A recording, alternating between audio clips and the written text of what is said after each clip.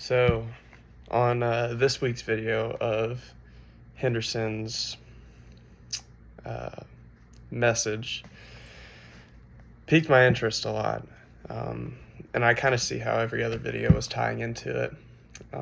But I feel like this is a very necessary thing to talk about, especially with the younger generation, how everybody's learning these days and how everybody dilutes their attention to certain things.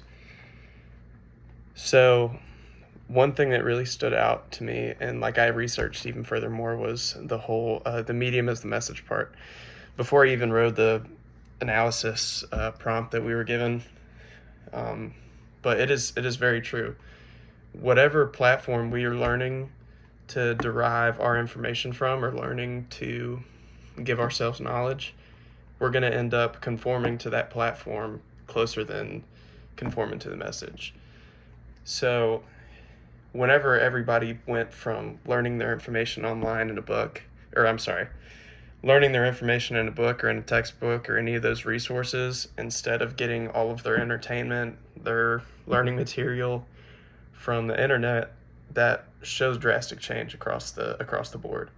On one side, whenever you're reading out of a book or reading out of a textbook or whatever that may be, you are forced to give your attention to that said piece of text.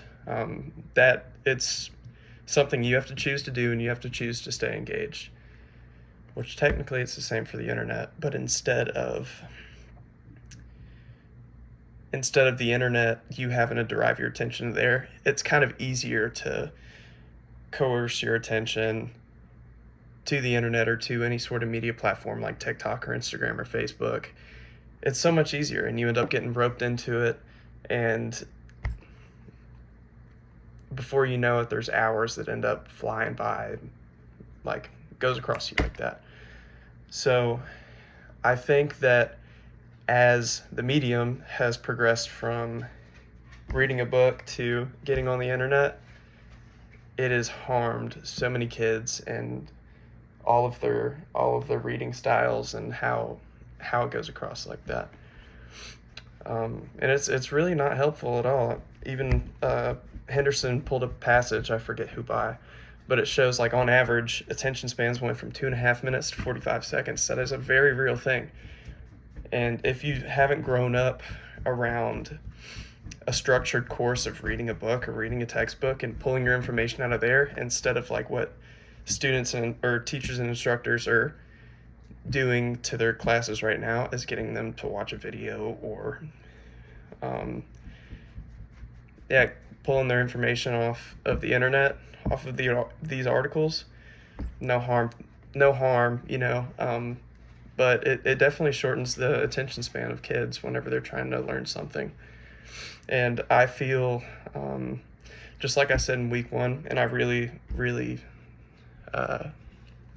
clicked whenever Landon in his video said this in week one, is you go to lay down at night and you want to read the Bible, and you end up getting on your phone, and as soon as you realize it, 30 minutes have passed by, and all of your reading time that you've allocated for yourself has just kind of went out the door, because your internet or your device and your media platform has stole all of your attention. So it's not fair, and that's absolutely something that happens to me as well. As soon as I wake up in the morning, I feel like being productive, getting up, getting something done. I'll see a headline on my phone, I end up reading an article, and then the next thing I know, I have another article that's screaming in my face relating to the same issue. So it is very much an attention stealer, and it's very much a real problem.